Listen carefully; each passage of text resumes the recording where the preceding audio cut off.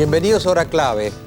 Fíjense, a veces uno consulta el diccionario y se encuentra con definiciones de una sencillez y una claridad asombrosas. Por ejemplo, estuve consultando el diccionario qué significa la palabra orden. Y el diccionario dice, el orden es la colocación de cada cosa en el lugar que le corresponde. Cada cosa en su lugar y un lugar para cada cosa. Desde chicos nos dicen eso. ¿Dónde tiene que...? Pues es el orden. Que cada cosa esté en el lugar que le corresponde. Digo esto y empiezo por este concepto, porque si algo tuvimos el martes pasado en San Vicente, fue el espectáculo del desorden, como negación del orden. Y realmente se aplica tanto la definición del diccionario, porque el desorden consiste justamente en que cada cosa no esté en el lugar que le corresponde. Y tuvimos eso porque al lado del ataúd de Perón, custodiando a Perón, no estaban las fuerzas del orden. Uno supone que lo que custodia un ministerio, una iglesia, una manifestación, son las fuerzas del orden. Pues las fuerzas del orden no estaban, porque le dijeron que no fueran, ¿no? Entonces había una cosa que no estaba donde tenía que estar, que eran las fuerzas del orden, que han asegurado cierta disciplina en la manifestación. Y las que estaban en lugar de las fuerzas del orden eran las que no tenían que estar, que eran las fuerzas del desorden, gente que iba armada con palos. Entonces, claro, el desorden es eso, que los que tenían que estar no estaban y los que no tenían que estar estaban. Y entonces la consecuencia la vimos todos por televisión, las consecuencias del desorden. Yo estaba pensando cómo hacerlo todavía más claro este tema del desorden, ¿no? Hagamos una comparación con el cuerpo humano. El cuerpo suyo, mío, en verdad son un recinto de millones y millones de gérmenes. Todos tenemos todos los gérmenes que ahí están. Pero ¿qué pasa? Hay anticuerpos. Entonces hay un equilibrio. Yo tengo germen de cuanta enfermedad exista, pero tengo anticuerpos que los ponen en orden. No es que los eliminan, los destruyen, los aniquilan. No, los contienen, los, digamos, aseguran que estén en su lugar. Ahora, imagínese usted que en el cuerpo nuestro pasara lo que pasa en el cuerpo social argentino. Que alguien decidiera que los anticuerpos no actúen, que los anticuerpos se retiren, que no estén. Un cuerpo sin anticuerpos, una sociedad sin fuerzas del orden, sin policía, sin nada, abierta a lo que venga. ¿Usted se imagina lo que sería nuestro cuerpo sin anticuerpos? Y bueno, sería el festival de los gérmenes. Los gérmenes dirían, bueno, llegó nuestro momento, y se extenderían por todo el cuerpo. Es la sensación que me da a mí nuestro querido país cuando pasan estas cosas como de San Vicente o las cosas de las patotas en el fútbol, ¿no? Al no estar los anticuerpos, al no estar las fuerzas del orden, es el festival de todas las fuerzas del desorden. Y la Argentina ya lleva un tiempo, ¿no? Que es el festival de las patotas, por ejemplo las patotas sindicales, que van, ocupan, se pelean, dominan. De las barras bravas, que hablemos, que son más o menos parecidos, ¿no? Porque algunos van cambiando de escenario, pero son las mismas, y nadie las contiene. Entonces, es el festival también de las patotas, de las barras bravas, de los piqueteros. Cualquiera corta una ruta, donde sea, nadie le va a decir nada. Y finalmente de los delincuentes.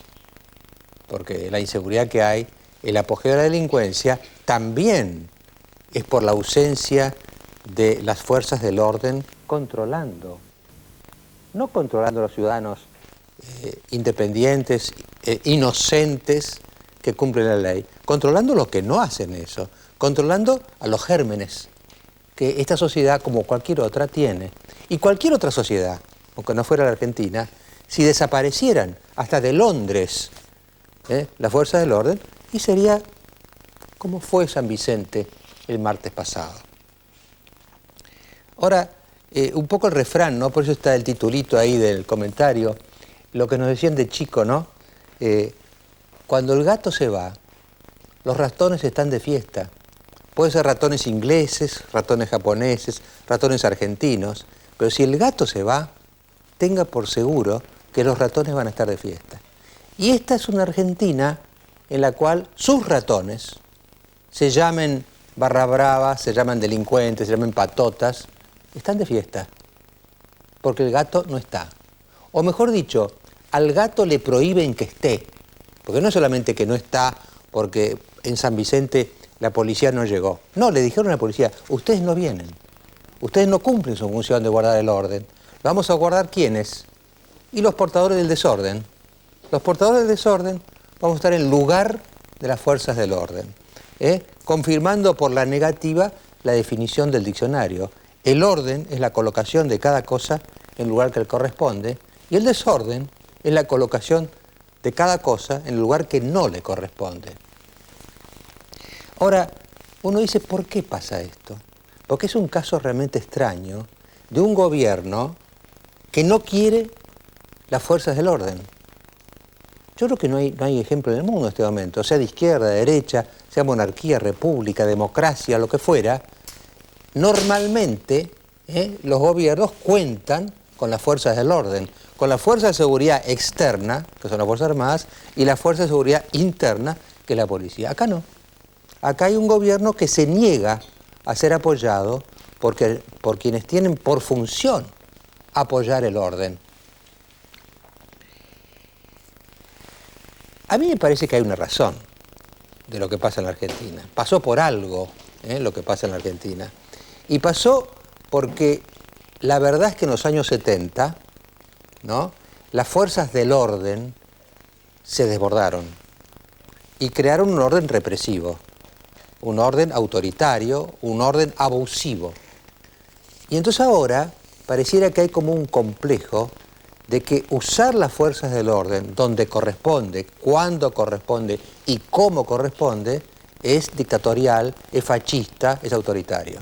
Entonces es como un gobierno que tiene sentimiento de culpa si llega a apelar a un vigilante para poner el orden. No tiene que tener fuerzas del orden. Por lo tanto, ¿saben qué pasa? No hay orden. Entonces tenemos el desorden. Y los dueños de la calle dejan de ser el vigilante de la esquina y pasa a ser el patotero, el piquetero, el barra brava, el delincuente. Esta es la situación actual de la Argentina. Ahora, ahí yo hago una diferencia, ¿no?,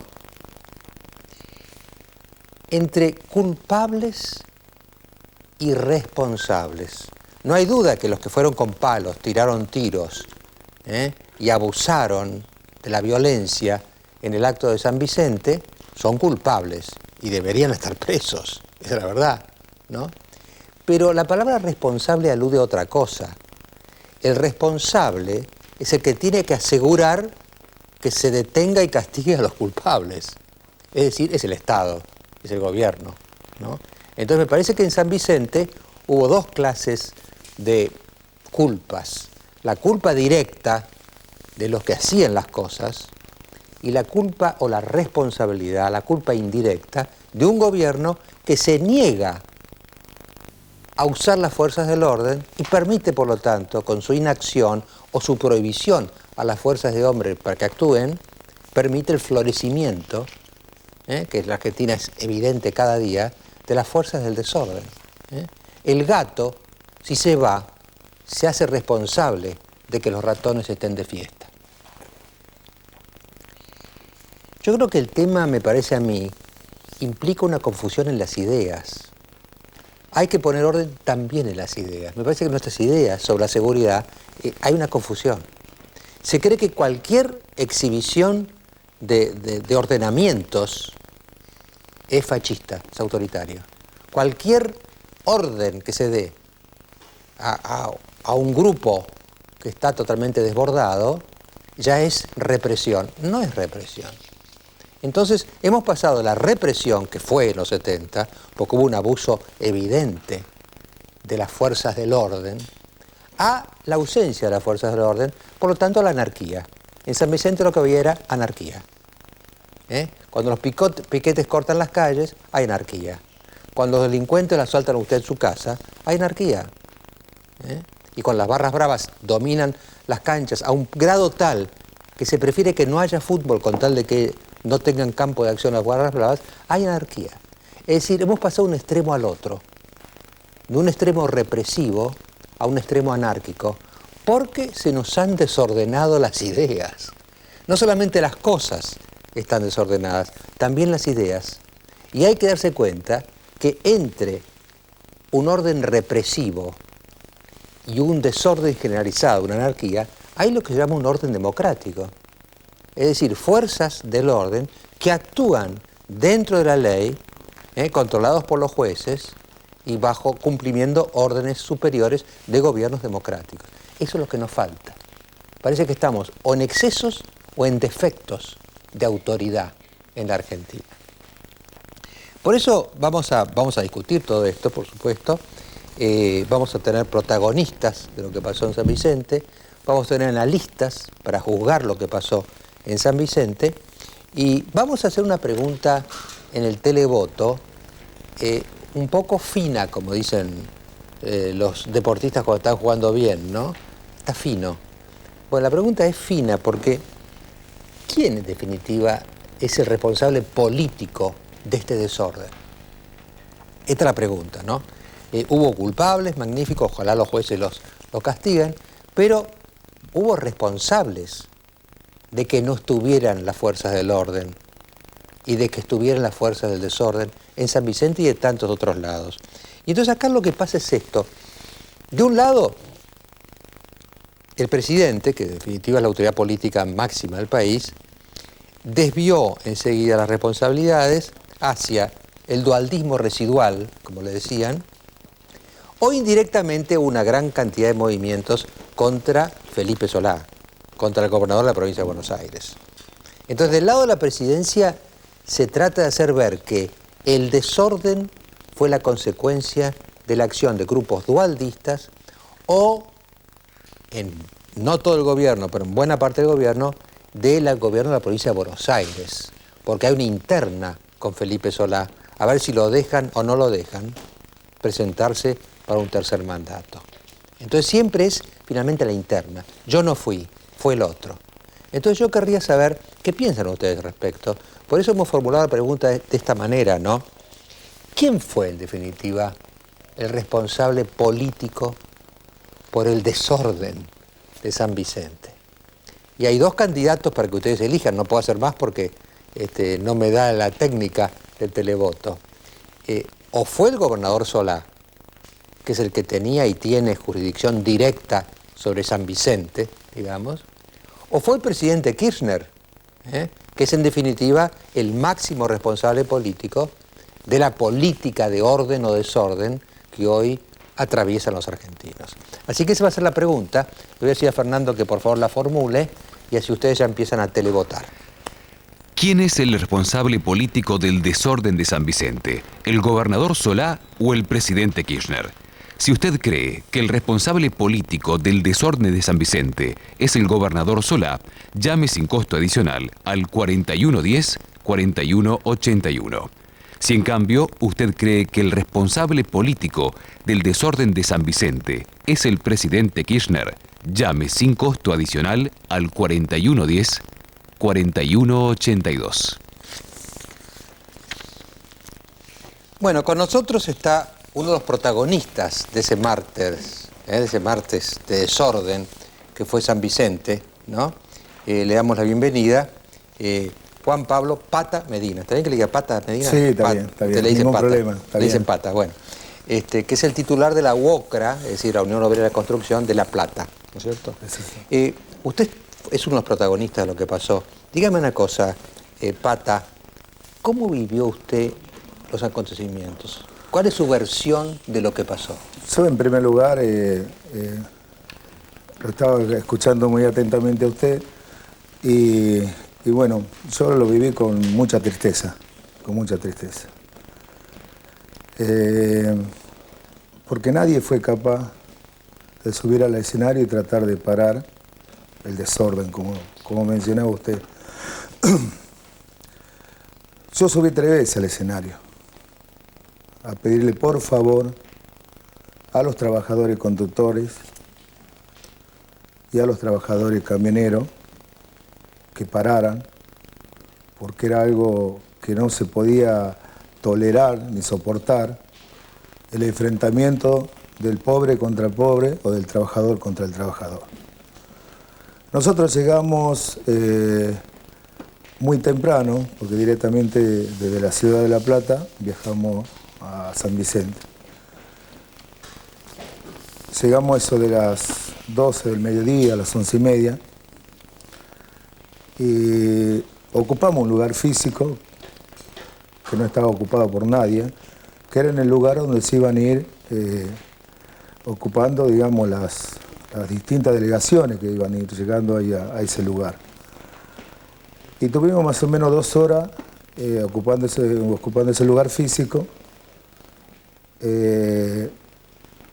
con 1.900, más o menos 1.900 trabajadores, constructores,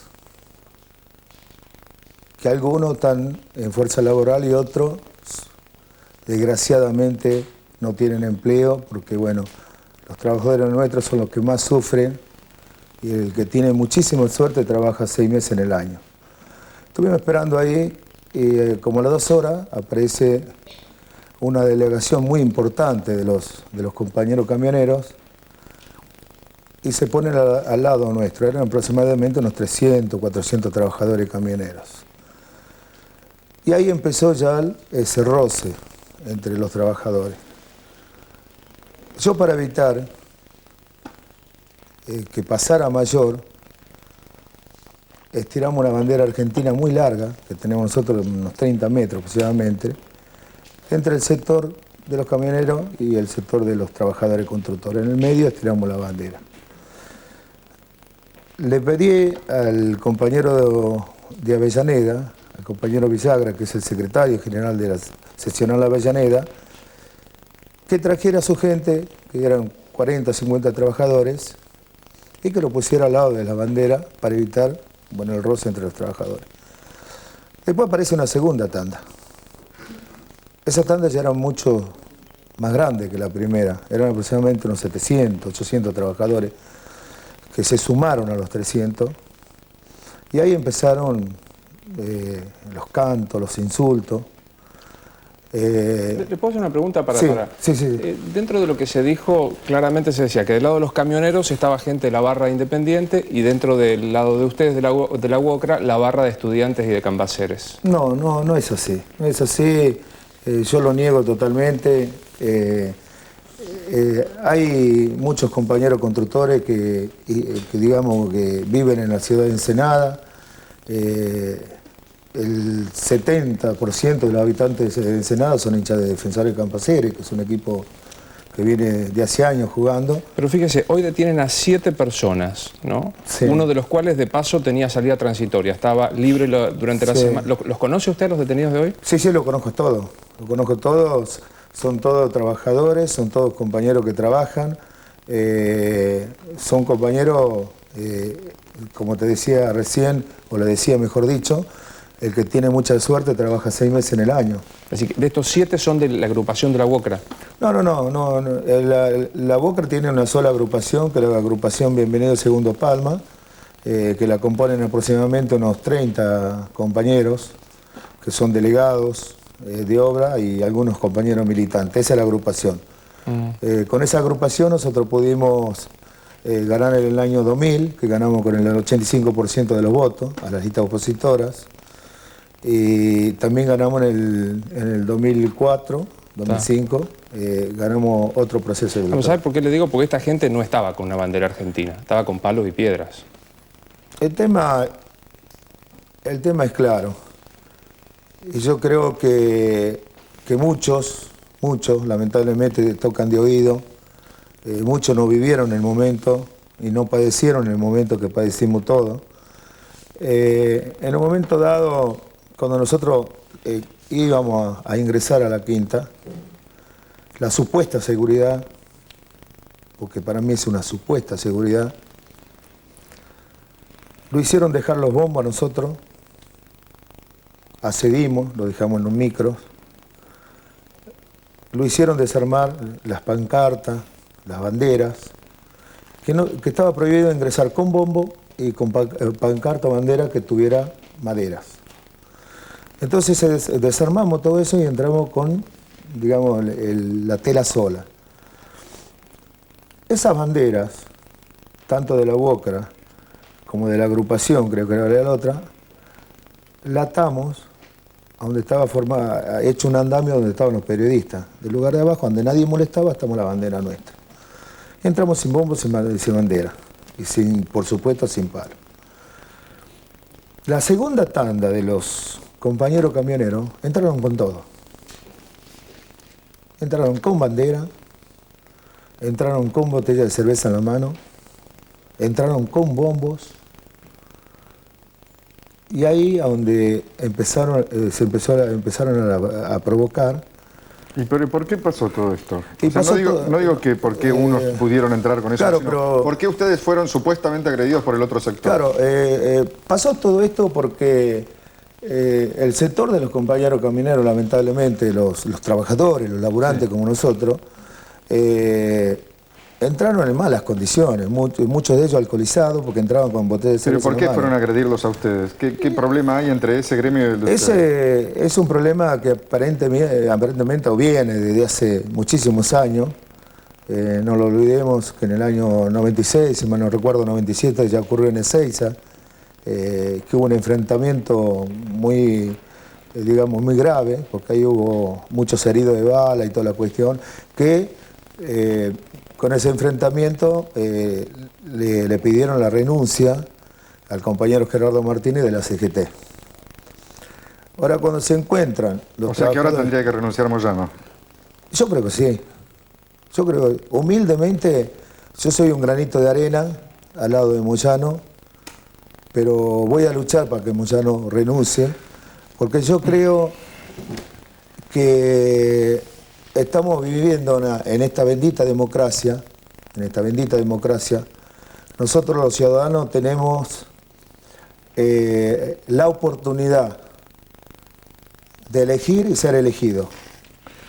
Nosotros podemos elegir ¿Vos decís presidente. que Moyano no fue elegido?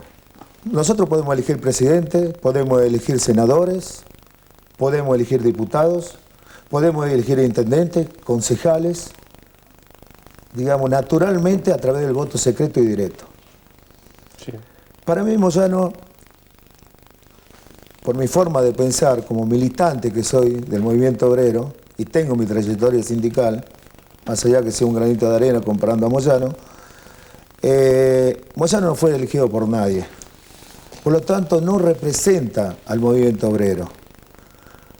Nosotros lo que pedimos, y aprovechamos esta invitación del señor Grondona, nosotros lo que pedimos que las autoridades de la CGT lo elijan los trabajadores y no que sean elegidos a dedo, digamos, por los poderosos, por los que más congresales tienen. ¿En tu gremio las elecciones son adecuadas? Sí. ¿Se hacen? Sí. ¿Vos sos elegido por...? Por supuesto.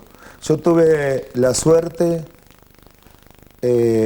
cuando empecé en esta trayectoria gremial y sindical, allá por el año 81, que todavía estaba la dictadura militar, se hizo el segundo catalítico en lo que es ahora Repsol YPF, en ese momento era YPF, era del Estado. Se hizo una obra donde pasaron 11.000 trabajadores y esa obra duró 10 años. Todos los años teníamos un proceso electoral, porque el mandato del delegado es un año nomás. Ahora, yo le quiero hacer una pregunta más específica, ¿no? Porque evidentemente la democracia sindical deja mucho que desear y, como usted dice, se eligen entre cúpulas. Pero la pregunta concreta es la violencia de San Vicente. Vamos a suponer que los que provocaron a los camioneros, no lo sé, pero del lado de la gente suya había gente con palos, con piedra. A mí me gustaría que usted dijera esta noche, yo repudio si hubo gente con palos y piedra de mi grupo. ¿Usted lo repudia? Pero sí, pero claro que sí. Yo no por eso yo subí 3 veces al escenario.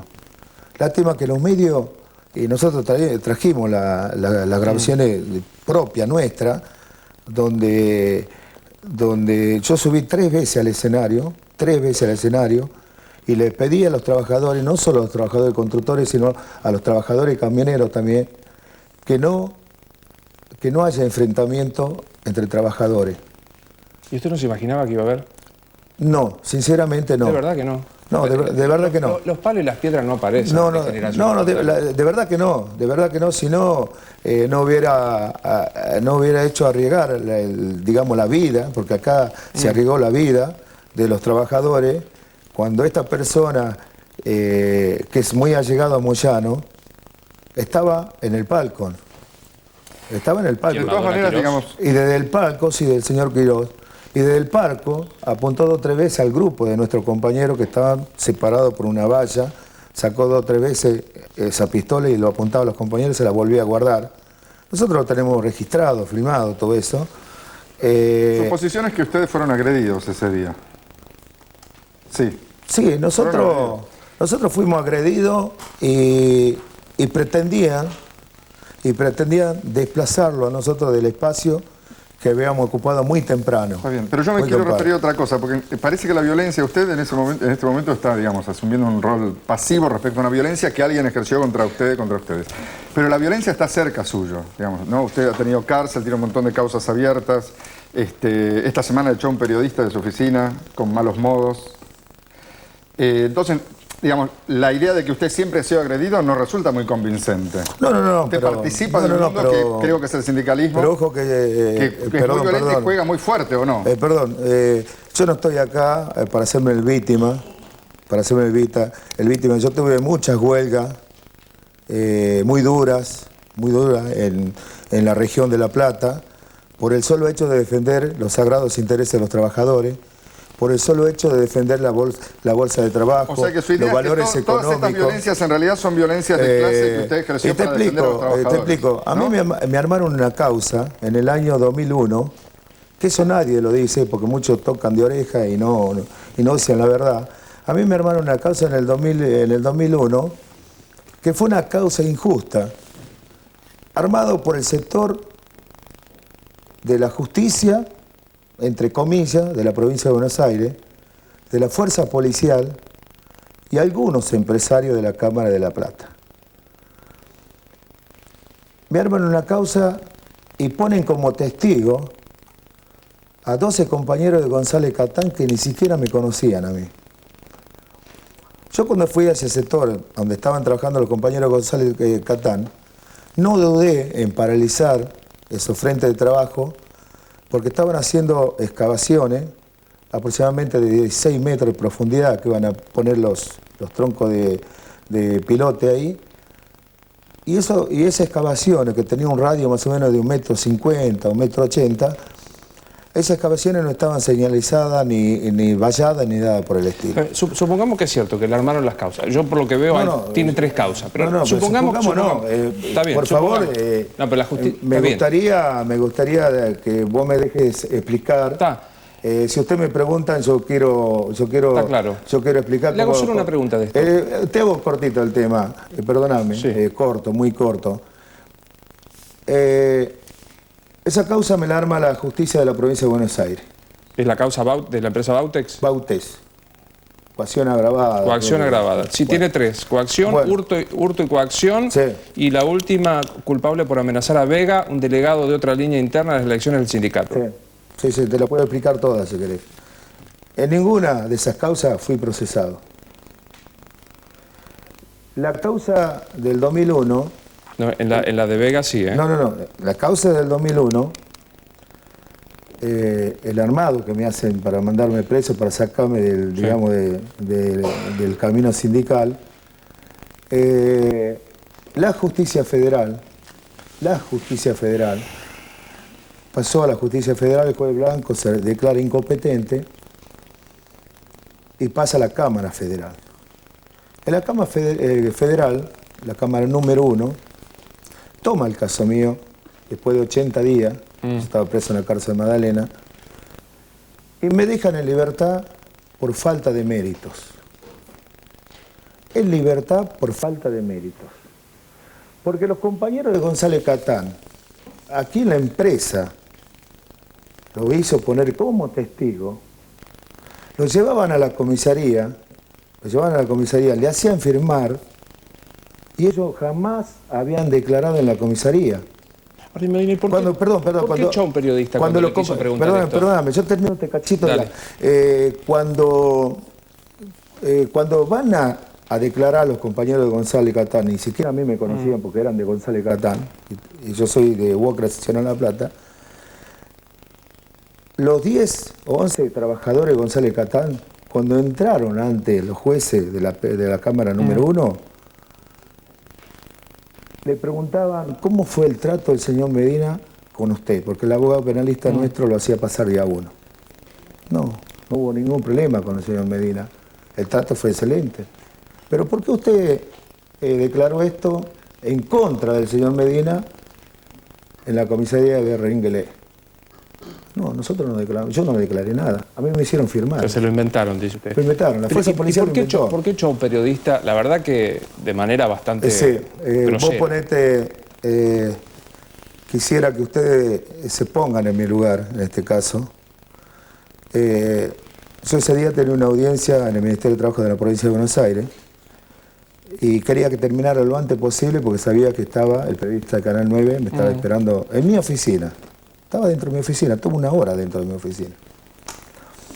Cuando yo llegué, todo lo más bien, con el señor con el periodista. Andrés Clipan. Andrés. Y me empezó a tocar el tema de cuando estuve preso. Me empezó a tocar el tema de Ricardo Vega, que eran, digamos, de una agrupación opositora, digamos, a la línea nuestra, a la línea sindical. Y se rebalsó el vaso de agua cuando me tocó lo más íntimo que se le puede tocar a un hombre. Lo más íntimo que se le puede tocar a un hombre. Hace apenas 20, 25 días que yo tuve la desgracia de atropellar a un señor que venía corriendo por el diagonal 74, camino Punta Lara. Yo no sé si este señor atropelló la camioneta, yo lo atropellé al señor. Pero sí lo que sé, que en ningún momento me fui de la banquina. Sí lo que sé, que a los 25 metros tiré la camioneta a la banquina, me bajé corriendo, que ni lo dudé, me bajé corriendo para socorrer a ese hombre y cuando llegué al lado de él ya estaba sin vida. Yo me abracé a ese señor, me abracé y le pedí perdón, a ese señor porque me agarró como un ataque de nervio. Empecé a parar los coches que pasaban por el diagonal, algunos paraban, otros no, por temor a los robos. Y para una pareja, la señora abre la puerta, saca medio cuerpo prácticamente por la puerta del vehículo y le digo, por favor, una ambulancia que acabo de atropellar a un hombre. Esa señora y el señor, bueno, salieron volando, después vinieron otro coche más, a 1 kilómetro, yendo para Punta Lara, había más o menos unos 80 policías, 90, que andaban haciendo un rastrillaje, que andaban buscando a la vez a un chico que había desaparecido del barrio de Punta Lara, que hacía una semana que estaba desaparecido y lo encontraron después muerto abajo de un puente del Río de la Plata. Entonces mandé a buscar a algunos de esos policías para que trajeran de urgente la ambulancia, los bomberos, los médicos. Pedí la ayuda que era necesaria pedirla. Ahora, una pregunta, señor Medina.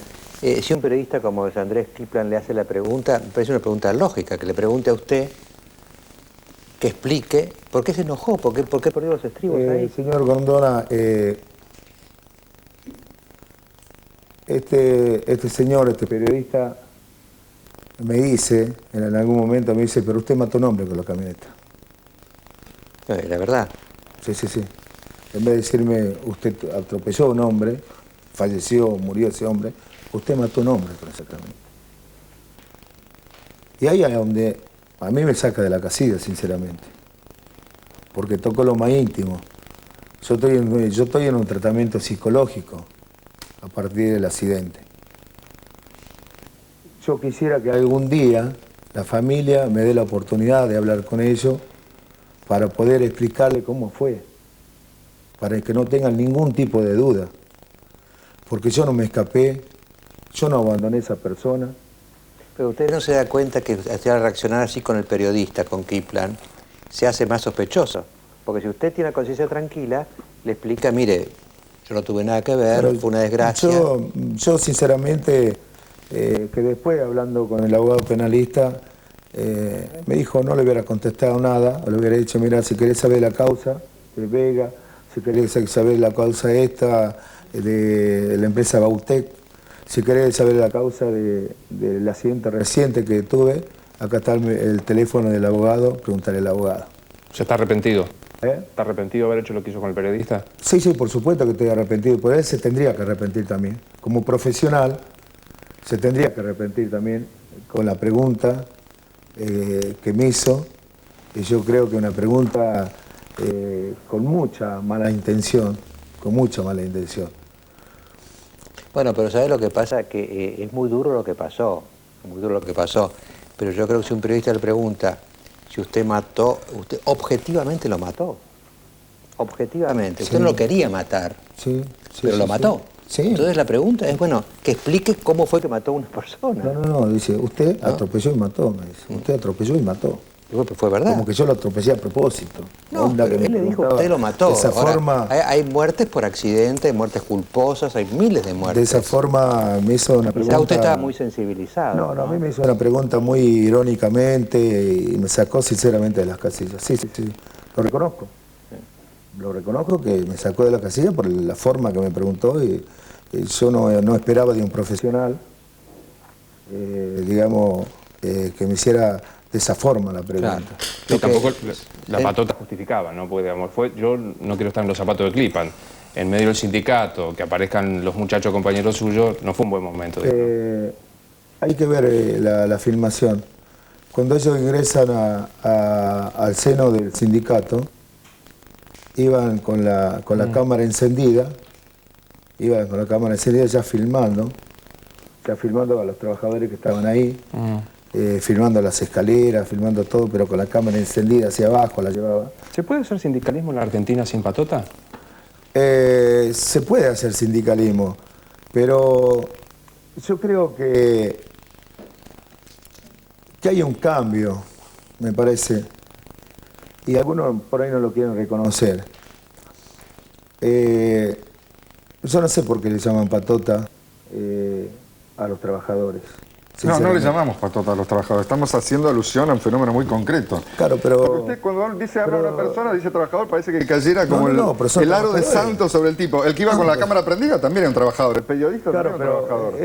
¿estaba autorizado para hacer ese tipo de filmación a escondida? Es otro problema, pero usted dice trabajador como si alguien fuera un No, no es santo. Una otro persona problema. puede ser trabajador y no ser ningún santo. Perdón, y eso no, es también lo que se está Perdón, diciendo. no es otro problema. Ese señor entró con Que la hay cámara patotas en el encendida sindicalismo argentino, usted no lo puede decirle negar. a la gente, yo estoy filmando esto. No cambien el tema, ahora estamos en otro tema. Pero, Bueno, pero yo le hago una estamos pregunta, en otro Medina. tema. ¿Los que se pelearon en San Vicente Sí. eran trabajadores o patoteros? ¿O las dos cosas? No. Yo lo tengo registrado a mis compañeros como trabajadores.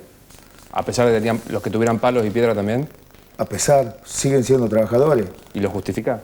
No, te dije que no justifico la violencia. El único que subió arriba al escenario, no sé si fui claro recién, el único que subió arriba al escenario fui yo. Y le pedí por 3 veces a los trabajadores que la cortaran, que dejaran de agredirse entre pobres. Y así fue el discurso pequeño mío que hice para ver si podía frenar, digamos, ¿Qué siente cuando le dicen esa que usted batalla trabaja? campal que Cuando usted hubo. trabaja para... que en realidad usted estaba trabajando para Dualde o para Chiche. No, yo jamás trabajé para Dualde, ni mucho menos para Chiche. O sea, no fue una pelea Kirchner-Dualde. No. Yo te explico. También se decía que el 25 de mayo, cuando fue el presidente de la Nación a la ciudad de La Plata, a la bajada de la autopista, donde se están construyendo 790 y pico de viviendas, se inauguró una primera etapa de 500 y pico de viviendas y fue el presidente de la Nación.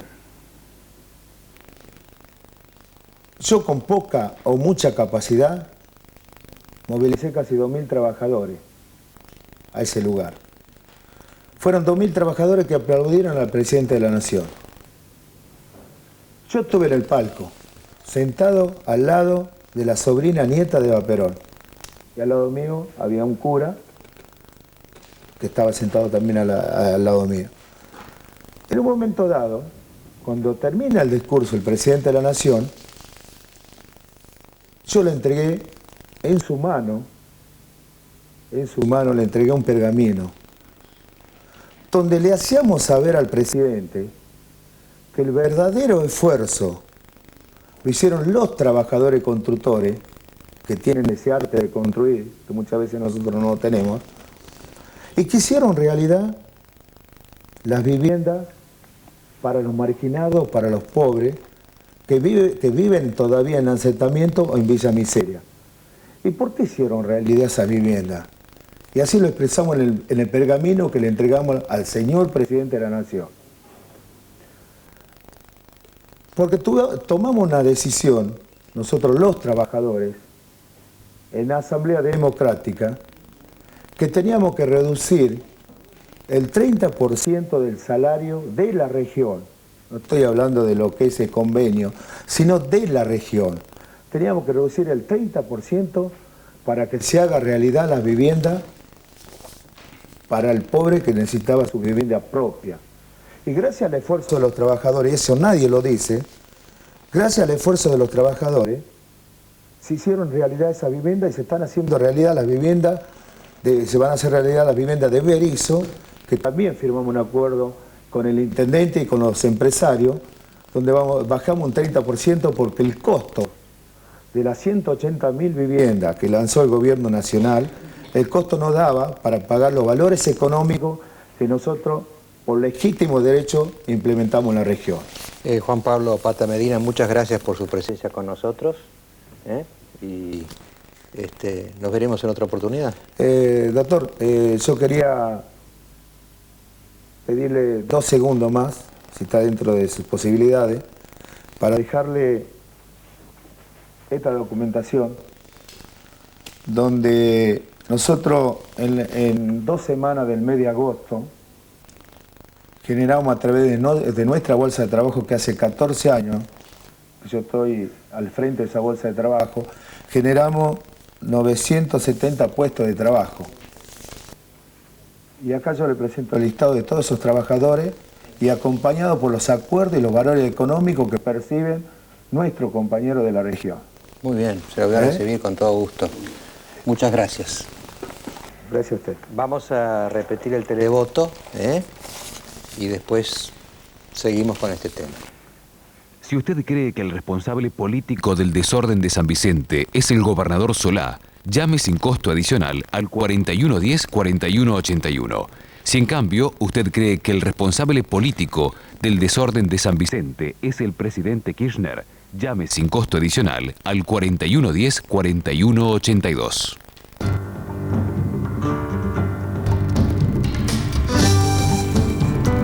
Las siguientes empresas acompañan a Mariano Grondona.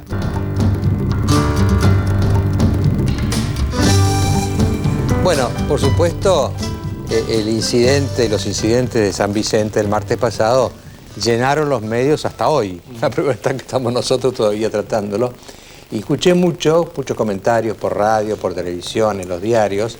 Y debo confesar que el que más me impresionó fue un comentario muy enérgico y muy lúcido que hizo Abel Pose, embajador, diplomático, escritor muy conocido, en Radio 10 justamente, ¿no? Así que lo invité al embajador Pose. No digo que nos repita lo que dijo, pero sí me parece que sería interesante que hiciera una síntesis de lo que dijo, porque me parece que fue una cosa importante lo que dijo en ese momento. No me acuerdo muy bien lo que dije, pero ¿No? sé lo que debo decir. Pero no importa, puede crear una nueva versión. No, en realidad nosotros estamos en un momento muy crispado de la vida nacional, argentina, en la calle. Hay como hay una especie de seducción de la barbarie en Argentina. Periódicamente nosotros vamos a desahogos bárbaros que no se ven en otras partes. cualquier reclamo, una compra de entradas para el fútbol, un partido de fútbol, los padres que tuvieron el más íntimo de todos los dolores, que la muerte de un hijo, se agrupan para ir a tirar piedras al supuesto delincuente o al supuesto causante de sus desdichas. Yo creo que esto es una cosa gravísima porque nos estamos acercando, usted lo dijo hace un rato, a la anarquía. Poco a poco estamos en un mundo cada vez más anárquico. Es como si hubiera una venganza contra el poder, contra la fuerza del orden en Argentina. Y esto también no pasa en ninguna parte del mundo. Y me parece que ahí hay como un residuo anárquico de la Argentina. Un país que tiene todas la voluntad de vida burguesa, porque hasta los jefes sindicales sabemos que cuando pueden compran una estancia, autos, hacen grandes asados. La felicidad de vivir del argentino pasa por el consumo, por la propiedad, por la afirmación en la vida. Y al mismo tiempo esta tendencia permanente que viene de la inmigración, del éxito argentino en el siglo XX, indudable, es un país maravilloso, una máquina de vivir fabulosa. Al mismo tiempo, periódicamente tenemos ese retorno a la barbarie. Lo de San Vicente fue un acto de barbarie. La barbarie tiene dos partes, la barbarie suave del poder político que no cree en el orden y que cree que se pueden reunir 40.000 personas en un predio, 40.000 representantes más de los sindicatos que del pueblo argentino. Y tiene experiencia de que los sindicatos no están manejados con un sentido democrático, obrero y social. Están manejados por intereses de poder que se hacen a través de las patotas, como verdaderos señores de la guerra. Y el poder, en lugar de comprender que va a arriesgar a su presidente en un caldero del diablo, directamente omite la intervención. Acá estamos viviendo en un poder que se ausenta de todos los episodios graves que ocurren en la calle argentina. Pretendió no sentirse culpable de lo que pasó cuando invitamos a todos los presidentes del mundo y los reunimos en Mar del Plata. Además hay un hecho estético. Argentina pierde todo el estilo en las cosas ya. Este es un acto de barbarie, con la panza al aire, después del asado. Ese tipo de obrerismo es falso, no existió, no defiende a nadie, no defiende el dolor de la Argentina. Y el peronismo se calla también frente a eso. Pero lo que yo digo que se perdió el estilo, porque si usted, Mariano, usted se acuerda cuando en París Mitterrand llevó al panteón a ese héroe de la resistencia que fue Jean Moulin, un combatiente comunista de la resistencia, y lo llevaron con todos los honores internacionales, con representantes de todo el mundo, con las Fuerzas Armadas, en una verdadera fiesta de estudiantes, de pueblo, de valor internacional. Pero no tenemos que ir muy lejos para saber cómo se hacen las cosas. Pensemos cómo organizó Perón la muerte de Eva Perón. Fue un acto público, maravilloso, ordenado, donde el dolor del pueblo se expresó sinceramente, no lo podemos dudar, ni siquiera muchos antiperonistas pueden dudar de esa sinceridad y de esa evidencia. O sea que hay una estética de las cosas que se perdió en Argentina y esto se transformó en un acto de vergüenza mundial, no nacional. Es muy fácil decir después que estamos avergonzados de lo que pasó cuando el gobernador de la ciudad de Buenos Aires no se da cuenta de que en un predio de 11 hectáreas lleno de gente sin control y sin presencia policial, esto iba a terminar mal. Y aquí quiero insistir en algo, Mariano. Aquí hay un residuo anárquico permanente en Argentina que es gravísimo. No podemos conformarnos a ser un país normal. Lo que pasa en Argentina no pasa en otras partes. Uno ve con qué delicadeza se tratan los políticos en Brasil, pese a las cosas que vivieron tan peores o iguales que las nuestras muchas veces. La educación política de los chilenos, el trato que tienen los peruanos, el trato que tienen... Yo lo digo como diplomático, tengo 40 años de diplomático. En pocas partes del mundo hay ese empuje de violencia para todo, para el insulto fácil, esos hombres de 40, 50 años que cultivan los sindicatos como supuestos obreros, que van a saltar a un hospital 5 horas con los bombos. El culto idiota del bombo que tienen todos estos señores. ¿Cómo bombo? ¿Cuándo van a salir del bombo y pasar al dolor humano, a la realidad que se maneja en todo el mundo hoy día, el trabajo social, la importancia de restablecer los derechos sociales en mundos en emergencia como el nuestro, que venimos de una crisis trágica? Nosotros sabemos que son todos grupos humanos que aprovechan de su propio poder, que han creado una zona marginal del poder, y además hay una culpa del gobierno que tiene miedo a su policía, tiene miedo a su ejército, tiene miedo a su diplomacia, tiene miedo a su iglesia. Aquí está pasando algo rarísimo. Porque si usted no hace una revolución como Lenin y Trotsky con el coraje del Che Guevara, usted tiene que aceptar de que va y tranza con el capitalismo mundial, que usted vende trigo, que se desespera si no hay inversiones, que usted se desespera si no hay energía. Pero si usted tergiversa su posición filosófica, puede llegar a una situación gravísima para el país. Y esto nos desanima porque estamos en un país maravilloso donde el gobierno realizó tareas económicas, monetarias, de reconducción económica desde Duhalde, pasando por el ministro Labaña, el presidente Kirchner, una tarea extraordinaria de reconducción económica con la respuesta del pueblo argentino, y al mismo tiempo, de repente, sentimos todos una especie de virus anárquico, demoníaco, que corroe todo. No hay seguridad en la calle, no hay seguridad, toda la familia se está llamando por teléfono 5 veces por día a ver si llegó el hijo, si el padre salió, si no vino. En fin, esta es mi opinión, yo creo que no es lo que le dije en la Radio 10. Muchas gracias, embajador. Es un diagnóstico. Quizá nos queda por seguir pensando por qué. Es decir, ¿por qué tenemos estos contrastes? Porque es un país de contrastes el nuestro, es un país maravilloso para vivir, debe ser de los mejores países del mundo. Sí. Y al mismo tiempo tiene estos brotes, la seducción de la barbarie. La seducción de la barbarie. Nos sigue seduciendo, ¿no? Roca decía que la anarquía es un yuyo que no se estirpa ni en 30 años, decía él, ¿no? Los marineros ingleses y europeos, cuando venían al puerto de Buenos Aires, se agarraban a trompadas. Era un desahogo de una furia que les causaba la soledad del mar, la distancia de sus familias. Y después los misioneros de todo el mundo europeo, no sé si ustedes se acuerdan todavía, en el Bajo, ponían clubes donde había pastores, y incluso organizaban bailes, para tratar de calmar el episodio ese de que destruían todo lo que tocaban y lo que llegaban como una especie de furia entre ellos. Argentina tiene ese desahogo extraño de la violencia continuamente. Somos Caín y Abel al mismo tiempo, ¿no? Así es.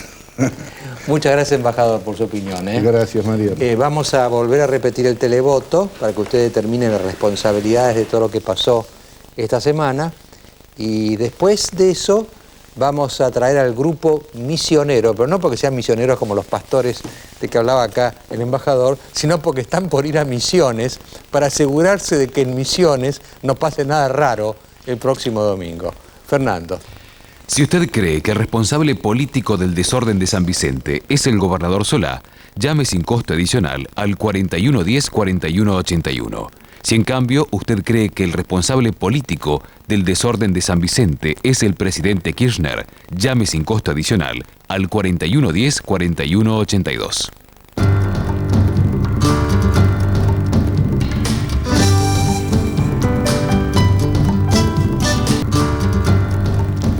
Bueno, ustedes saben muy bien, este programa le hemos dado mucha importancia a la elección que hay en Misiones el domingo que viene. Este es el último domingo antes del domingo que viene, ¿no? Es decir, para nuestro programa estamos en las vísperas de esa elección, que es una elección muy importante, me parece a mí, por lo pronto para la provincia de Misiones, porque van a decidir si cambian la Constitución para que haya reelección indefinida del gobernador, o no, siguen como hasta ahora, con lo cual no podría haber reelección indefinida del gobernador. Pero además es muy importante el domingo en Misiones, porque es como una prueba piloto de lo que podría pasar en el país.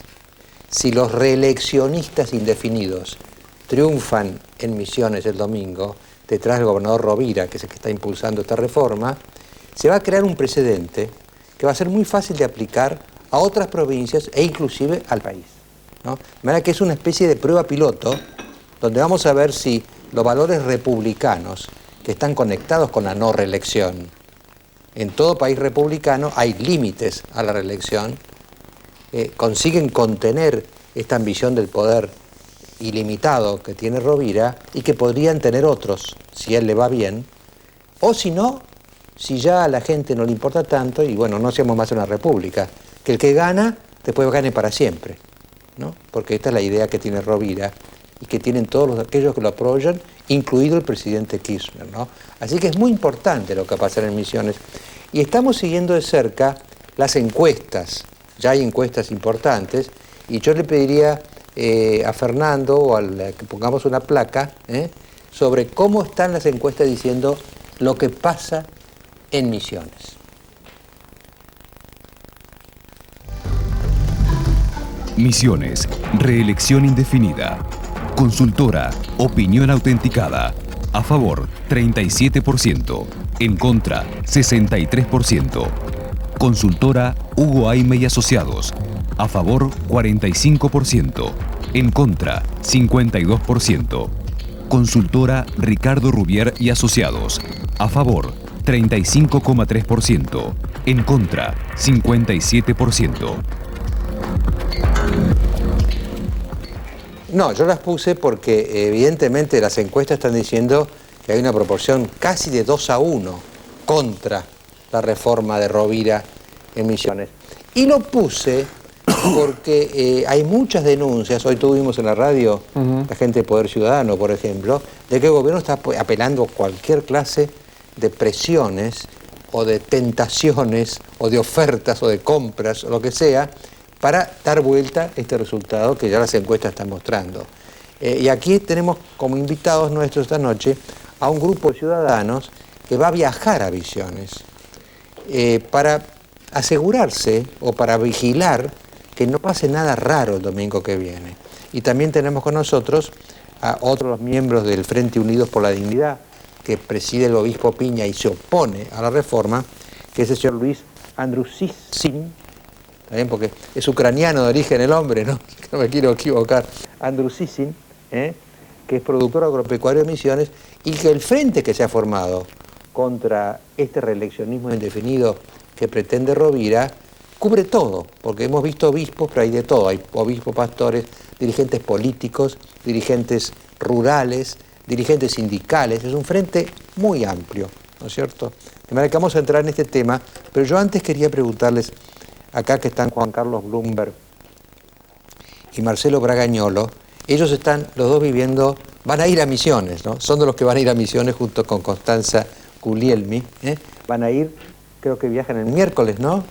El jueves. El jueves, viajan el jueves para mirar un poquito, a ver si ahí pasa algo raro o simplemente la elección va a ser correcta, estaremos todos satisfechos con los métodos, ¿no? Pero yo les quería preguntar a Juan Carlos y a Marcelo, porque sé que ellos están en momentos muy culminantes de los procesos que se siguen con motivo de la muerte de sus dos hijos, ¿no? De Axel y de Matías.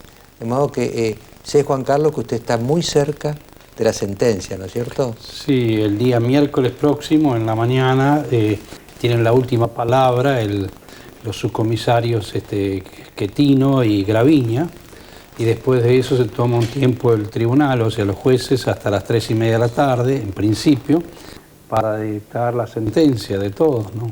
Hay 7 acusados, ¿no es cierto?, principales. No, son 14. Pero digamos hay 7 que corren... 7 son los de la banda directa. La banda directa, ¿no?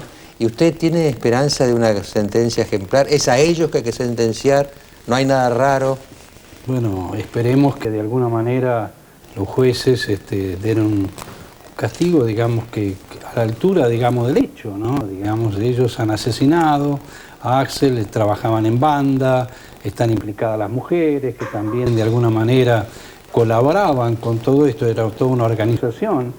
Y bueno, esperemos que de alguna manera, con las leyes que tenemos y al momento ese, porque si sería hoy, digamos, toda esa gente tendría un castigo mayor. Lamentablemente a Axel le va a tocar a estos delincuentes lo que tenía en ese momento del hecho. Por otro lado, yo creo que no termino ahí, digamos, yo creo que tenemos que seguir en el caso de los fiscales, Sica y Quiroga, donde va a haber un jury de enjuiciamiento. Después también hacia 2 jueces federales, Cavallo y Ballesteros, que tenían escuchas telefónicas durante 3 años, cómo operaba esa banda. Eso está en el Consejo de la Magistratura. Espero que también de eso se progrese sobre el tema, ¿no? Ahora, en el caso de Marcelo Bragañolo, hay algo bastante delicado. Estuve leyendo este fin de semana la revista Noticias, donde aparece un señor llamado Adolfo Bertra, que sería o es el padre de uno de los jóvenes implicados en la muerte de Matías, y bueno, y se deja ver en la revista como que ha habido presiones de todo tipo para asegurar la impunidad de este grupo de jóvenes. Bueno, esa nota lo que está haciendo es una propaganda para que haya más impunidad, porque si un señor aparece y dice yo tengo 200 millones de dólares, seguramente clientes en el cuerpo médico forense va a tener muchos. Tiene poca ilusión usted, Marcelo, en los mecanismos judiciales. No, doctor, yo nunca quise, si usted ha seguido el caso, yo nunca hablé de los familiares de los chicos. Pero yo que lo hizo el padre lo voy a hacer yo. Fíjese, el otro día aparece un ex juez federal, el doctor Germanos, diciendo que en la realidad ese señor que había tirado a matar había tirado contra una pared porque era un experto en tiro y porque él sabía que la pared absorbía el impacto del tiro. Eso es una estupidez que lo único que pasa es que usted piense que ese señor era ex juez federal. Habría que releer todas sus sentencias y saber cuáles fueron las estupideces que dijo como juez. Pero a la gente le parece bien que aparezca el doctor Germanos y diga que además tiró contra el portón de madera porque cuando estaba cerrado, porque la madera absorbe el impacto del plomo. Bueno, este caso es lo mismo. Lo que han hecho es corromper al cuerpo médico forense, dilatar las pruebas. Recién el otro día se hizo un reconocimiento. Ellos, el hijo de ese señor, yo mandé investigar a todos por no sabe los episodios de violencia que ha tenido en el departamento donde vive, en la calle Arenales, el departamento donde vivía, en la calle Billinghurst, en la calle Bustamante, a la vuelta. Yo no le puedo explicar la cantidad de veces que ha ido la policía llamada por los vecinos por los episodios de violencia del chico, que además se acusan entre dos hermanos. El hermano menor, el hermano mayor, dice: vos cállate la boca, que vos que mataste al chico ese en la calle Ocampo. Entonces, yo lo que creo es que lo que están haciendo ahora, cuando ven que la causa podría avanzar hacia culparlo a él, sindicarlo como uno responsable, es negar que hubo un homicidio. Entonces, esto es como los jueces hermanos, a donde nadie fue. Llega una situación en la cual dicen: no, por hoy sí, lo agredieron, pero por casualidad mi hijo se murió. Pero fue casualidad en el mismo momento, no tiene nada que ver la muerte de mi hijo con la agresión. Mi hijo hubiera estado vivo si lo hubieran agredido, pero no importa. Y además, en la causa judicial, el dictamen final de asfixia no lo cuestiona nadie. Lo que dicen ahora es que pudo haber asfixia, pero que además, como Matías era mellizo y nació prematuro, esa es la causa de la muerte. Le han pedido a la Facultad de Medicina que diga si la práctica amateur del rugby en el colegio es causal de la muerte. Habría que avisarle a Filmus, por lo menos, que prohíba los deportes en los colegios. Pero, bueno, entonces, a mí eso me parece una escena pornográfica de corrupción judicial. Pero lo que le está diciendo es: yo tengo 200 millones de dólares, Bragañor o no, vengan acá que yo me voy a arreglar con todo el mundo. Pues este es el mensaje. El cuestionamiento que le hace a Bloomberg dice que prácticamente lo ha dejado al ingeniero como si fuera un denunciante mafioso que se dedica a denunciar taradices. Y ¿sabe qué? Mire, todo ha dejado de funcionar, menos lo que algunos quieren que funcione. ¿Usted sabe por qué hubiera a Misiones? Porque cuando usted piensa en una reelección, yo creo que la Constitución americana que hicieron los padres fundadores es sabia y que estableció un plazo cuando en el año 1800 nadie hablaba de un plazo. Uno era rey y era rey hasta que se muriera. Y estableció un plazo, quizás el que más votó por ese plazo, el que más hinchó por ese plazo fue Alexander Hamilton. Porque dijo que de alguna manera tenía que haber un equilibrio de fuerzas. ¿Para qué? Para que nadie se perpetuara ni armar una canasta en su poder. Pero fundamentalmente, ¿sabe por qué voy? Porque los americanos siempre se preguntan ¿para qué? Digo, ¿qué es buscar la reelección? ¿Es seguir con que a una señora la revienten a martillazos y la maten y una otra señora que es madre del asesino, simplemente porque es diputada, pueda tener el tupé de decir, mi hijo es demasiado joven para pasarse 25 años preso? Digo, la reelección es para que pueda aparecer un señor de Ciudad del Este diciendo yo tengo 200 millones de dólares, vengan acá que yo los atiendo. La reelección es para que aparezca el juez Hermanos diciendo las taradeces que dijo en los medios el otro día. La reelección es para que todo el mundo esté pensando en el hospital francés y nadie mire al que reventó el hospital francés, que fue el Banco Provincia de Buenos Aires. Bueno, me parece que ha llegado un momento en el cual el equilibrio constitucional que crearon los padres fundadores y de quien se copió Alberdi, creo que es más importante que nunca. Yo cuando le pregunto a Constancia Guglielmi, ¿qué tal Constancia? Ellos, bueno, por lo menos, digo, Juan Carlos, localizaron a la banda, la están por castigar. Bueno, en fin, hubo muchas fallas. Acá también, cuando estuvo la señora de Bloomberg, dijo el desamparo que se sentía que el juez, que la justicia amparaba más a los delincuentes que a las víctimas, en fin. Pero hay una localización. Con Marcelo Bragañolo, bueno, hay un intento de que zafen, pero se sabe quiénes fueron. En el caso de María Pía, ¿hay algo? No, no hay absolutamente nada. Así que usted está todavía más atrás. Mucho más atrás, porque aparte va cambiando de eje la investigación permanentemente. Entonces, la verdad, no hay absolutamente nada. Y en esto, un poco lo que decía Marcelo recién, ¿no? Este dolor que uno siente de que el sistema no funciona. A tal punto que en más de una oportunidad hemos hablado de por qué existen, en el caso puntual de mi hermana y en tantos otros que suceden, no existen los testigos, porque la gente no cree en el sistema y no se presenta como testigo. Yo le puedo contar, doctor, que todos saben, en el caso de mi hermana, que hay una persona que vio, saben las características físicas de esa persona. Y bueno, y como eran las 2 de la tarde, yo en más de una oportunidad voy, paro el auto a las 2 de la tarde, y me quedo sentada en el auto esperando a ver si encuentro esa persona con esas características que me dieron, para ver si puede aportar algo más. Porque en el caso de mi hermana hay solamente 3 testigos. Pero vuelvo a insistir, creo que esto ¿Ninguno se presentó?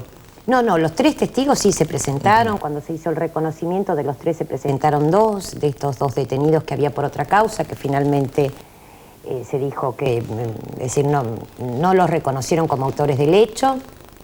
Pero, es decir, lo doloroso es pensar que a las 2 de la tarde en Olleros y Libertador, que si ustedes van, a las 2 de la tarde está lleno de gente, que nadie más se haya presentado. Por eso creo, y estoy más convencida que nunca, que hay que trabajar para transformar el sistema en algo creíble. Un poco lo que contaba Marcelo sobre el caso de Misiones, una de las razones que a nosotros nos lleva a Misiones es una señora que se llama Ticha Bárbaro, que asesinaron a su hermana y de una forma, pero brutal. Cualquier asesinato es brutal, pero realmente de la forma que lo hacen y la impunidad que hay alrededor de todo este caso, eso es lo que a nosotros nos moviliza. Uno lo mira de acá como casi como un caso de María Soledad, algo parecido, ¿no? Mire, yo estuve la semana pasada en Misiones y realmente me di cuenta que es un caso emblemático para Misiones. Y la hermana de la víctima ha hecho una pelea alrededor de este tema, hace marchas todos los meses convocando a la gente, pidiendo por mayor seguridad, mejor seguridad, y está pidiendo justicia, porque tal como se adelantó recién, una de las personas, es decir, hay 5 personas detenidas, 5 personas imputadas, a pesar de que se suponía que eran 6. De las 5 personas imputadas, hay uno que es hijo del poder, esos famosos hijos del poder que hago así porque entre comillas que tanto se ha hablado en más de una oportunidad. Entonces hay toda una impunidad alrededor de este caso que es asombroso. Es hijo de una diputada que responde al sector político del gobernador. Entonces esto es lo que a uno realmente le preocupa, porque cuando recién se hablaba, y yo lo escuchaba a usted hablar sobre el tema de la reelección, lo escuché a Marcelo, lo que significaba el tema de la reelección, yo creo que, es decir, hacia la calidad de las instituciones. Lo que nosotros deberíamos realmente aprender es la vinculación directa que tienen la calidad de las instituciones con la calidad de vida nuestra diaria de todos los días.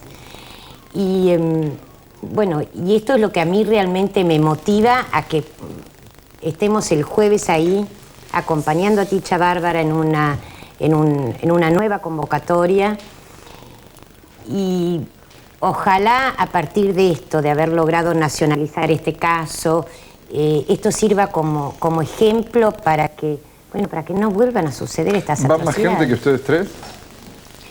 Bueno, el ingeniero parece que quiere hacer alguna acotación sobre el tema. Es importante lo que ella mencionaba, porque también las irregularidades que vemos, las cosas que se presentan en esa provincia, en el Tribunal Superior, una integrante, una Ramona Velázquez, que se recibió muy bien a los 60 años de abogada, pero nunca ejerció.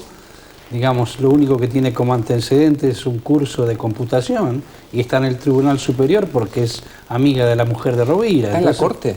Sí, el Tribunal ¿Una persona Superior. que se recibió a los 60 años llegó a la Corte? Sí. Cosa brillante. No, pero porque es un Así curso que de uno computación. escucha todas estas cosas y realmente le alarman, y cómo realmente este joven Ortiz, que es el hijo de esta mujer, de esta diputada, que digamos, y cómo la han asesinado esta mujer, que la enterraron prácticamente viva en el sótano de la casa. Y entonces uno escucha todo esto y bueno, vamos a estar ahí acompañando a Ticha en esa marcha, digamos, que pedimos a toda la gente que esté presente en Oberá. Va a ser a las 19:30 horas. Pero, sí, perdón. además, yo no sé de qué se extraña, porque Germanos también era juez federal. Imagínense que ahora aparezca un abogado y diga, no, ¿sabe lo que pasa? Mire, el Chicolás no quiso matar a nadie, quiso evitar una tragedia peor. Claro, por eso tiraba contra la pared Por también. eso tiró contra la pared. En realidad los quiso torturar, nada más, pero ¿sabe? Se le murieron. Porque esta es la señal. Cuando Grondona decía recién, se acabaron los anticuerpos. Eso, en medicina, se llama SIDA. Y lo que está sucediendo acá es que hay SIDA político. Si el gobierno tuviera la misma tolerancia política que tiene para la tolerancia con el delito, esto sería fantástico. Yo le quería preguntar, Luis, porque esta mañana hablando con la gente del Poder Ciudadano, ellos hablaron de estado de naturaleza en Misiones, como que no hay una organización, no hay un poder judicial, no hay un poder legislativo, es todo hegemónico. ¿Usted comparte este diagnóstico? Sí, es así. Todo se maneja a través del gobierno. Hay un manda más, el único, que es Carlos Rovira. Y bueno, esto ya se venía gestando. Escuchamos por ahí que iba a la reelección, pero cuando escuchamos la palabrita indefinida, dijimos, a la pucha, va un poquito más allá, porque la palabra indefinida dice otra cosa. Nos preocupamos y nos empezamos a juntar partidos políticos, agricultores, iglesias, trabajadores, para ver qué es lo que pasa. Pasaba eso, la palabra indefinida que se quiere apoderar por largo tiempo del gobierno de la provincia de Misiones. Y eso a nosotros nos preocupa, porque nosotros ya venimos de un largo trajinar como misioneros, como argentinos, que ya nos pasó eso. No queremos una persona que se perpetúe en el poder, no queremos una persona que vaya más allá de lo que tiene que hacer. Lo que tienen que entender la clase política, que tienen que cumplir un ciclo, como cumple un ciclo una planta, nace, crece, florece y fructifica, y da una pausa que después al tiempo puede volver a nacer de la misma planta, pero ellos no entienden así. Piensan que el poder es de ellos absolutamente y que no hay otros si no es ellos. Y también se prenden aquellas personas que están alrededor, que se dicen renovadores, que están en el poder, pero no renuevan nada, siempre las mismas caras. Creo que esa gente tiene que darse cuenta y dar un paso al costado y que vengan otros, porque esa es la manera de fortalecer nuestra democracia. Por lo tanto, si nosotros dejamos la creo que va a quedar maquillado. Una democracia con una perpetuidad absoluta. Creo que eso tenemos que entender. Y así lo entendimos, porque nosotros los agricultores en la provincia de Misiones fuimos castigados por mucho tiempo, hasta que derribó hacia Posada con un tractorazo. Tuvimos que salir con nuestros tractores para revertir algo que no iba más. Trabajábamos a pérdida. Y hoy día estamos casi en la misma situación. Casi en la misma situación. No hay asistencia, no hay política agraria seria para nosotros, los agricultores. Somos pequeños productores minifundistas en la provincia de Misiones. Somos casi 26.000 pequeños productores yerbateros que subsistimos. No vivimos, subsistimos. Yo les agradezco muchísimo a todos la presencia. Yo lo que veo en Misiones es que hay una convocatoria ciudadana, porque primero, en el frente, por la dignidad, hay de todo. Hay clérigos, hay seglares, hay productores agropecuarios, hay políticos, hay sindicalistas. Prácticamente cubre todo el arco, lo cual muestra que es una bandera institucional. Y cuando veo que personas como ustedes, como Bloomberg, ¿no?, como Marcelo, como Constanza, se suman desde Buenos Aires a esto, refuerza la idea de que hay una reacción ciudadana, es decir, que la gente ya no quiere ser gobernada así, con gente que se perpetúe, que abuse del poder. Y a mí me quedó, Luis, esta mañana la preocupación en esa conversación que tuvimos con la representante de Poder Ciudadano, que el abuso está ahí, a flor de labio, así que vayan con los ojos atentos ustedes. A ver si todavía vuelven y dicen que no vieron nada. ¿Puedo hacer un comentario sobre lo que usted está diciendo, doctor? Lo peligroso es la impunidad que esto genera y la impunidad que se está favoreciendo desde el gobierno. A tal punto que a mí creo que este es un tema para replantearnos, el tema de la impunidad. La impunidad no es de un sistema democrático y la impunidad tiene mucho más que ver con el fascismo. Y un gobierno que encima se dice progresista, que esté fomentando la impunidad, me parece terrible. Pero para eso están los ciudadanos, y yo por eso los veo a ustedes movilizados, y creo que Misiones va a marcar un hito en Argentina, porque si los paran ahí, los paran. Si no los paran ahí, no los para nadie. Así que Misiones hoy en día es como una vanguardia ciudadana. Por eso yo de entrada empecé con el tema de Misiones ya hace como 2 meses, ¿no? Sí, Luis. Nosotros en este momento somos el termómetro del país. ¿Qué es lo que va a pasar en Misiones? Hoy somos los misioneros que luchamos. Mañana vamos a ser los argentinos. Porque si esto prospera, quiere decir que los que están en el poder van a hacer lo mismo. Porque creíamos que anteriormente estábamos mal en los gobiernos anteriores, pero nadie hablaba de perpetuarse en el poder. Ahora se habla de perpetuarse y nos dan la posibilidad a nosotros los jóvenes de demostrar que nosotros también podemos gobernar una provincia y podemos hacer algo por nuestra patria. Se quieren apoderar de todo, absolutamente. Fíjese, le quería hacer un comentario, el plebiscito de Corpus que se hizo. No respetaron. Hoy Corpus está en marcha.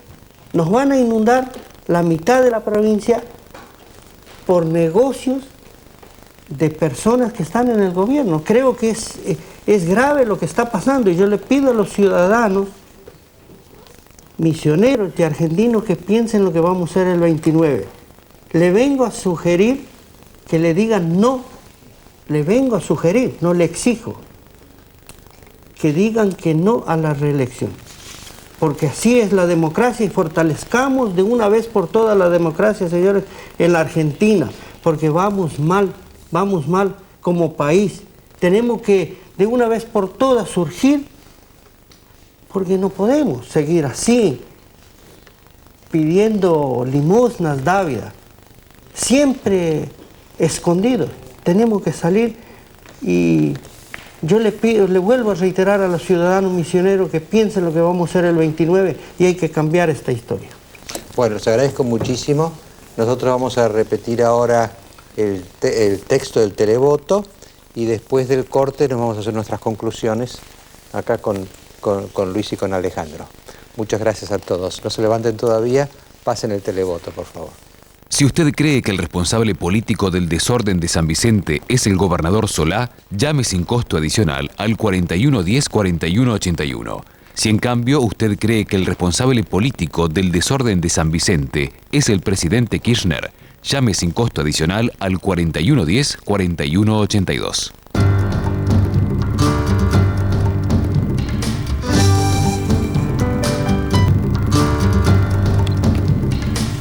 Luis, su conclusión. Bueno, para ser político o para acceder al poder en Argentina hay que tener patota.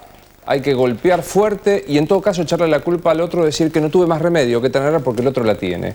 Y esto es así no solo porque los sindicalistas no pueden reconocer que son patoteros, sino porque ni el propio presidente de la Nación fue capaz de decir al día siguiente de San Vicente esto es una vergüenza y condenó la violencia, como tampoco en el francés y como en tantos otros hechos. Me quedé impresionado viendo lo de San Vicente porque no era nada más que un acto de necrofilia, sin importar lo que había hecho el general, sino tocar el cajón. Y el domingo que viene no en Misiones, no porque sea un no a Rovira, la verdad que Rovira es lo suficientemente poco importante para que uno no se ocupe, es no a destruir el sistema democrático.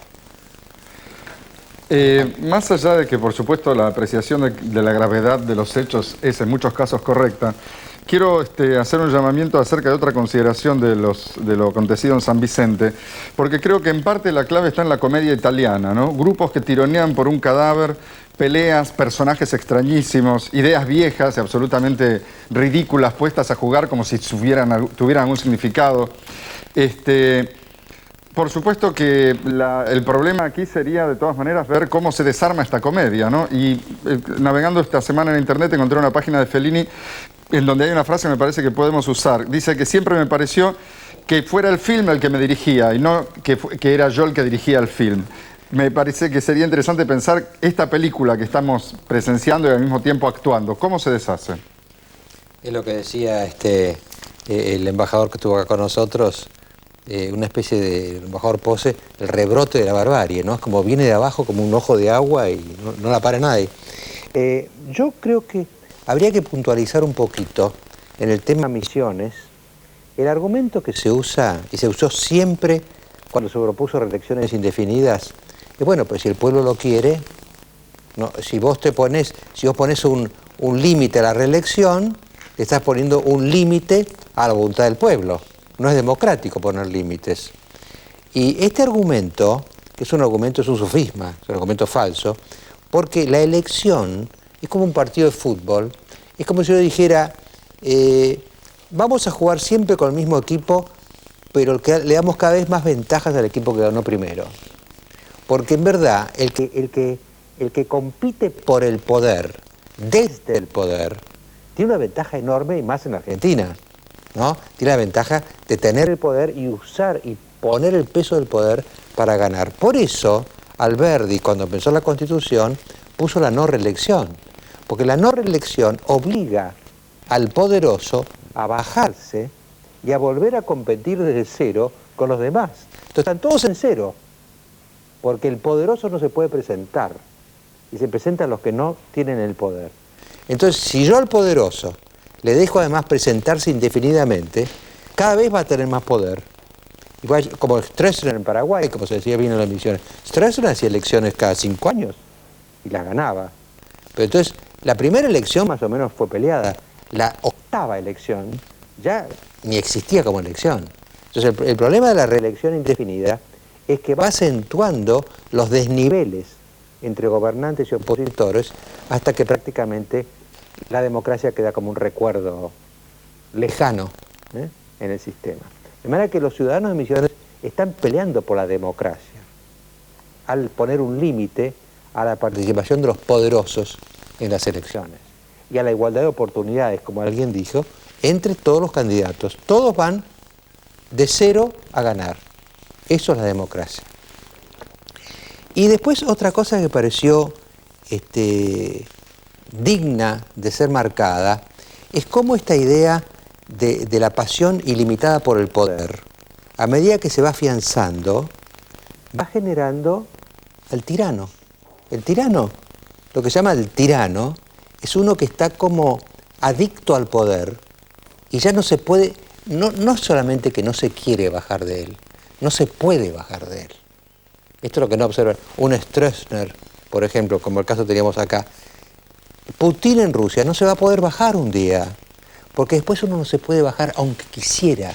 ¿Y por qué es esto? Yo estaba acordándome cuando hablaban de todas estas tendencias a los excesos del poder. Hay un famoso diálogo de un discípulo de Sócrates que se llamaba Genofonte, ¿no? Y Genofonte cuenta un diálogo, antes se escribían todos en diálogos, entre un tirano que se llamaba Hierón y un filósofo que se llamaba Simónides. Entonces el filósofo le dice, tú como eres tirano, es decir, concentras todo el poder eres tú, eres un privilegiado, consigues todas las mujeres que puedes, los amigos se te acercan, todo el mundo te honra, te hace caso, así que es una vida totalmente privilegiada la tuya. Entonces Hierón le dice, no, estás muy equivocado, yo soy un desgraciado por tener tanto poder, porque si las mujeres se me acercan, no sé si es por mí o porque piden favores. Si tengo amigos, no sé si son amigos o son codiciosos de lo que yo puedo repartir o temerosos de que los pueda castigar. En definitiva, al ser tirano, no sé de ningún sentimiento sincero alrededor mío. No sé realmente quién me quiere de veras. De manera que soy el hombre más solitario del mundo. Estoy solo, frente a loas que en el fondo sé que son insinceras. Entonces Simónides le dice, pero si sos tan desgraciado, ¿por qué no te bajás? Si es tan horrible ser tirano y tan horrible estar solo en medio del cetro del poder, ¿por qué no bajás y sos un ciudadano como los demás, que tiene mujer, hijos, amigos y todo es auténtico? Y entonces Hierón le dice, ¿pero no te das cuenta que una vez que llegas a poseer el poder y a fortalecerte en el poder, ya no te puedes bajar? Porque cuando te bajas, te bajan. Es decir, salir del poder después de la concentración del poder es catastrófico, porque inmediatamente todos los rencores, todos los odios, todos los resentimientos que yo generé se me volverían contra mí. Estoy condenado al poder. Hay una cosa demoníaca en el poder. Se empieza por un periodo, se quiere un segundo, se quiere un tercero, llega un punto que se hace una segunda naturaleza y el terror de qué pasará cuando yo vuelva al llano, desde tanto poder que causó tanto dolor y tantos rencores, me hace seguir en él, aunque en el fondo de mi alma sé que no solamente he hecho desgraciados a los demás, sino hasta que yo mismo he llegado a ser un desgraciado, un prisionero del demonio del poder. Bueno, vamos a un último corte que creo que es corto y vamos a ver las cifras que son, les digo que son llamativas. Las cifras del televoto de hoy son ampliamente llamativas.